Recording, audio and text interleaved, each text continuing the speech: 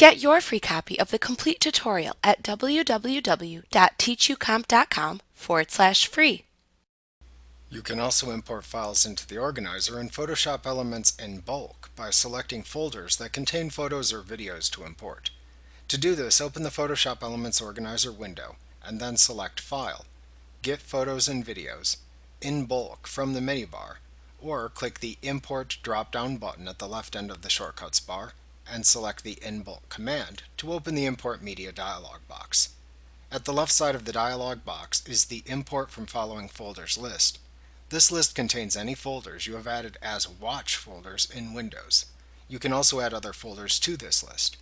You can click a folder within this list to see the media that it contains in the panel to the right. To add more folders to the Import from Following Folders list, click the Add Folder button at the bottom of the list. The Browse for Folder dialog box then opens. Use this dialog box to navigate to the folder to add and click it to select it. Then click the OK button to add that folder to the list. In Windows, folders that are added to this list are also set as Watch folders by default. This notifies you whenever new files are added to this folder. To disable this feature, click the Watch Folder button to the right of the folder name.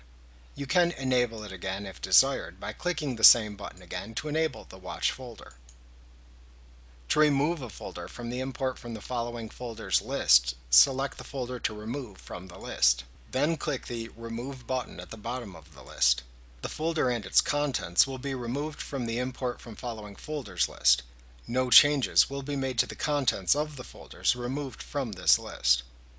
After adding all the folders you want to the Import from Following Folders list, then decide which folder's contents to import.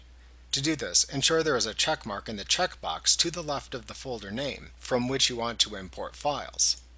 Any folder with a check mark will have all its contents imported into the organizer folders. Then click the Import button in the bottom right corner of the dialog box to import the contents of the selected folders.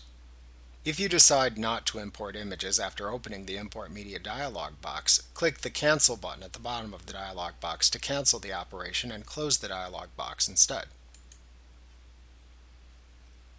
Like what you see? Pick up your free copy of the complete tutorial at www.teachucomp.com/free.